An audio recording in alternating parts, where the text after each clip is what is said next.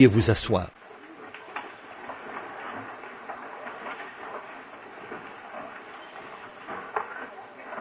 Maintenant, vous qui avez vos Bibles, prenez Apocalypse, chapitre 1, et commençons au verset 9.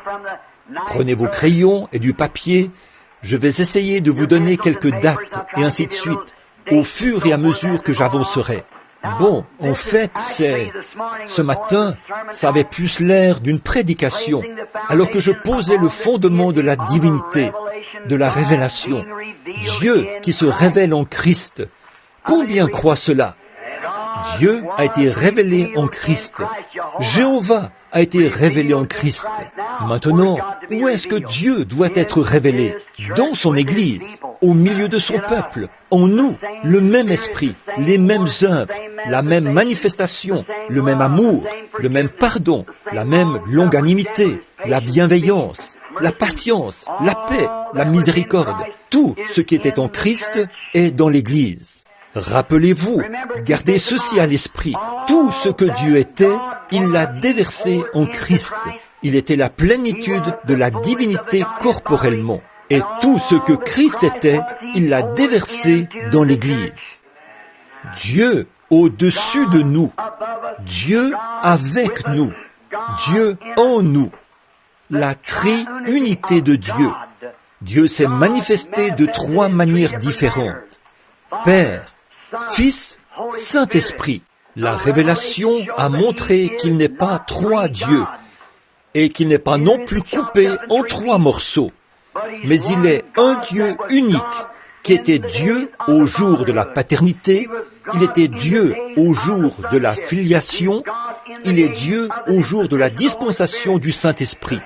C'est le même Dieu. Pas trois dieux différents, pas trois personnes, pas trois personnalités. Il est une seule personne, une seule personnalité. Vous ne pouvez pas avoir une personnalité sans être une personne. Certains disent, il n'est pas trois personnes, mais il a trois personnalités. Vous ne pouvez pas dissocier les deux, parce que s'il a une personnalité, alors il est une personne. Pour avoir une personnalité, il faut être une personne. Il est donc une seule personne.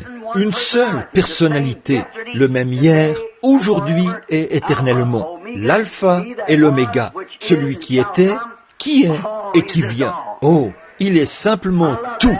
J'aime ça. Observez sa nature, sa vie, ses œuvres. Elles devraient se manifester ici même dans ce tabernacle, exactement comme ça l'était en son jour. Je dis sans parti pris, Dieu le sait, pas seulement ici, mais dans le monde entier. Je suis content que ce soit le cas. Nous savons donc où nous en sommes, parce que nous avons ce même esprit en nous. Il agit par nous pour montrer qu'il est ici. Ce n'est pas nous, c'est lui. Nous ne pouvons pas faire ces choses. C'est Dieu. En outre, il s'est laissé photographier par le monde scientifique. Avec nous, en nous, autour de nous, au-dessus de nous, par nous, œuvrant en nous et à l'extérieur de nous. Oh, comme c'est merveilleux! On avait l'habitude de chanter un petit chant. Je suis celui qui parla à Moïse dans le buisson ardent. Je suis le Dieu d'Abraham, l'étoile brillante du matin. Je suis la rose de Saron. Oh, d'où dis-tu que je viens? Connais-tu mon Père? Ou peux-tu dire son nom? Oh, qui dis-tu que je suis? Ou d'où dis-tu que je viens? Connais-tu mon Père? Ou peux-tu dire son nom? Je suis l'alpha, l'oméga, le commencement et la fin. Je suis toute la création. Et Jésus est le nom. Oh, comme c'est merveilleux, la révélation. Maintenant, rappelez-vous, vous ne pouvez pas l'obtenir par les théologiens. Ça ne vient pas de cette façon. Ça ne vient que par révélation. Le baptême d'eau au nom de Jésus-Christ ne peut être donné que par révélation. Le fait que Jésus et Dieu sont une même personne ne peut venir que par révélation. Toute la Bible est bâtie sur la révélation. Toute l'Église est bâtie sur la révélation.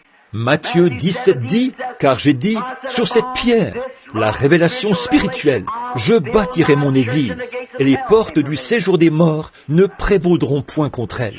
Nous avons mis au défi n'importe qui de nous donner la moindre référence, dans l'histoire ou dans les Écritures, où quiconque ait jamais été baptisé au nom du Père, Fils, Saint-Esprit, en dehors de l'Église catholique, jusqu'à l'époque de Martin Luther. Puis l'Église protestante, c'était « Et chaque mal ». Écoutez, alors que nous entrons dans les âges de l'Église, chaque mal qui se trouvait dans cette première Église a continué dans la suivante.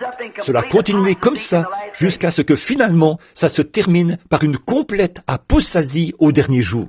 Chaque mal continue dans chaque église. Chaque petit isthme qui a commencé, comme dans la Genèse, la vigne a commencé à pousser. Elle s'est faufilée à travers l'église pour apparaître au dernier jour. Pas étonnant que la Bible ait dit « Heureux ceux qui échapperont en ce jour-là ». Oui, monsieur, qui échapperont à toutes ces choses. Maintenant, demandez à Dieu pendant que nous parlons de révélation, demandez-lui de vous donner une révélation de ceci, car cela ne peut être connu que par révélation, et vous ne pouvez être sauvé que par révélation. Vous en avez une connaissance intellectuelle, mais vous ne pouvez pas être sauvé tant que cela ne vous est pas révélé. Personne ne peut appeler Jésus le Christ si ce n'est par le Saint-Esprit. C'est ce que dit la Bible. Personne ne peut dire que Jésus est le Christ tant qu'il n'a pas reçu le Saint-Esprit. Il pourrait dire, le pasteur le dit, la Bible le dit, ce sont des vérités. L'Église le dit, c'est vrai, mais vous ne le savez pas vous-même tant que le Saint-Esprit ne vous l'a pas révélé et qu'il ne demeure pas en vous. Personne ne peut appeler Jésus le Christ si ce n'est par le Saint-Esprit, pas par la connaissance ni par l'intellect. Comment vont-ils faire pour avoir une Bible qui essaye de la tordre pour qu'elle se conforme aux Juifs, aux catholiques et aux protestants, alors qu'ils sont aussi opposés que le jour et la nuit? Je pensais que les Juifs avaient plus de bon sens. Je suppose que c'est maintenant l'heure où cela doit arriver, où tout cela doit se retrouver dans cette grande apostasie. Alors, face à toutes ces choses, souvenez-vous, nous ne pouvons pas arrêter cela, mais la seule chose que nous pouvons faire, c'est de répandre la lumière. Peut-être nous livrer en martyrs et nous en aller, car ce serait la seule façon dont on peut s'y prendre. Et beaucoup devront le faire. C'est donc ainsi que la Bible est établie, et aussi les choses dont nous traitons. Si je ne fais pas attention, je vais parler de ces choses. Maintenant, la première chose au sujet du livre de l'Apocalypse, c'est qu'il énonce dès le départ qu'il s'agit de la révélation de Jésus-Christ. De qui il est? Eh bien, Jésus-Christ est le Dieu Tout-Puissant. Nous savons cela. Combien croient cela? Dites Amen. Il est le Dieu Tout-Puissant et il a un seul nom. Ce nom est le seul nom donné sous le ciel par lequel vous devez être sauvés. Jésus-Christ. Pourquoi en ont-ils peur aux baptistères? C'est ce qui m'étonne. Ah oui, voyez, c'est parce que cet esprit s'est infiltré là, dans l'âge de Smyrne. Il s'est faufilé jusque dans ce grand âge des ténèbres. Ils en ont fait une doctrine et ils ont continué d'avancer avec cela jusqu'en ce dernier jour. Maintenant, alors que nous étudierons ceci au courant de cette semaine, considérez l'histoire et la Bible et voyez comment elles font ressortir ces choses. Bon, la chose suivante, c'est que cela a été donné à Jean par Christ au moyen d'un ange pour qu'il le transmette à ses, églises, pour qu'il révèle cela à ses églises. Et les 7 étoiles qui étaient dans sa main, c'étaient les 7 messagers des 7 églises. Et tout homme qui aura un message aura cela, le même vrai message qui a commencé au début. Et plus encore, quand nous aborderons ces autres aspects, où nous verrons comment Dieu a agencé ces choses, c'est merveilleux. Cela vous fera simplement pousser des cris. Je lisais cela, et je marchais un peu, et je pleurais. Je revenais m'asseoir, puis je marchais encore un peu. J'étais vraiment heureux de savoir ceci. Comment Dieu a-t-il pu être si miséricordieux envers nous, pour nous permettre de voir cette chose dans l'heure où nous vivons? Eh bien, c'est comme Jésus a dit, un homme a vendu tout ce qu'il avait pour acheter un certain diamant. Vous vous séparez totalement du monde, des choses du monde, et de tout ce qui concerne quoi que ce soit d'autre, pour avoir ça. C'est vrai, vous attachez entièrement votre encre à cela. C'est ça, l'encre de l'âme, voir la révélation de sa parole. Maintenant, quiconque lit cela est